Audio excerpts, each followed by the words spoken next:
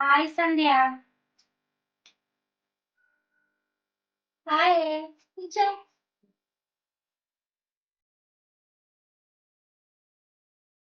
ఏందే ఈ అవతారం? నా స్కిన్ అంతా పాడైందే, మొత్తం బ్లాక్ అయిపోయి పింపుల్స్ అన్నీ అయ్యాయి. కొంచెం ట్యాన్ తీసేస్తుందని ముల్తాని మట్టి పెట్టుకున్నా. Okay okay. అయినా నువ్వేంటే ఇలా అయ్యావు? ఆ స్కిన్ చూడు, మొత్తం డ్రైగా అయింది. ఆ హెయిర్ కూడా మొత్తం రెడ్గా అయినట్టుందిగా. అసలు నీ స్కిన్ కి బాడీకి ఏం ప్రొటెక్ట్ చేయట్లేదా? యూట్యూబ్ లో ఒక ఛానల్ ఉంది, దాంట్లో మన హెయిర్ కి, స్కిన్ కి, బాడీ ఫిట్నెస్ కి ప్రతిదీ టిప్స్ ఉంటాయి. నేను అదే ఫాలో అవుతున్నా, నువ్వు కూడా ఇప్పటి నుంచి అదే ఫాలోగా, బాగుంటుంది. దేవుడు ఒక్కరోజు 24 గంటలు సమయాన్ని ఇస్తే నువ్వు ఈ టిప్స్ కోసమని సమయాన్ని వృధా చేస్తున్నావు. ఎప్పుడు వెనకటి దాని లక్కనే ఆలోచిస్తావు. ఇప్పుడు కాకుండా ఇంకెప్పుడు అందంగా రెడీ అయ్యేది? మోసకరం, సౌందర్యం వ్యర్థమని బైబిల్లో ఉంది కదనే. కాలం ఉండే శరీరానికి ఇంత ప్రొటెక్షన్ నీకు అవసరమానే? అవును, ప్రొటెక్షన్ అవసరం కదనే, లేకపోతే మనల్ని ఎవరు లెక్క చేయరు, పట్టించుకోరు కూడా. ఎవరు పట్టించుకోకుంటేంటి, ఎవరు లెక్క చేయకుంటేంటి? మనకు ఉండవలసింది ఆత్మీయ అలంకరణ ఉండాలనే, శారీరక అలంకరణ అంత అవసరం లేదే.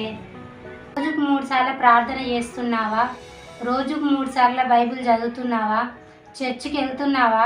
సంఘ ప్రార్థనలు చేస్తున్నావా? మీటింగ్స్ వెళ్తున్నావా? పరిశుద్ధంగా ఉంటున్నావా? లేదే, నేను ప్రార్థన చేసుకోవట్లేదు, చర్చికి కూడా వెళ్ళట్లేదు, సంఘ ప్రార్థనలో కూడా పాల్గొనట్లేదు. ఇప్పటి నుండి వ్యర్థమైన వాటి కొరకు సమయాన్ని వృధా చేయకుండా ఆత్మను అలంకరించుకోవడం నేర్చుకోవే. అనవసరంగా ఇన్ని రోజుల నుంచి సమయం అంతా వృధా చేశానే, ఇప్పటి నుంచి ఇంకా సమయాన్ని వృధా చేయను. శరీర అలంకరణ కంటే ఆత్మీయ అలంకరణ చాలా ప్రాముఖ్యమైనది. నీ కాళ్ళు, నీ చేతులు, నీ కళ్ళు, నీ ప్రతి అవయవం పరిశుద్ధమైన అలంకరణతో అలంకరించబడాలి. దేన్ని బట్టి మనం అతిశయపడుతున్నాం? రోజు ఉదయాన్నే లేచి అద్దంలో ముఖం చూసుకొని నాకంటే ఎవరు అందంగా లేరు అని అనుకుంటున్నావా?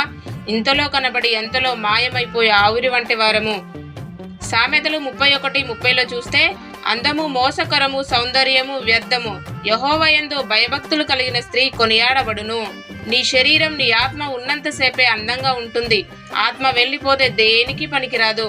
అందంగా ఉంది కదా అనేసి ఇంట్లోనే పెట్టుకోము కదా, కాల్ చేయండి, పూర్తి చేయండి అంటారు. మరి కాల్ చేసే, పూర్తి చేసే దానికి ఇంత సమయం అవసరమా?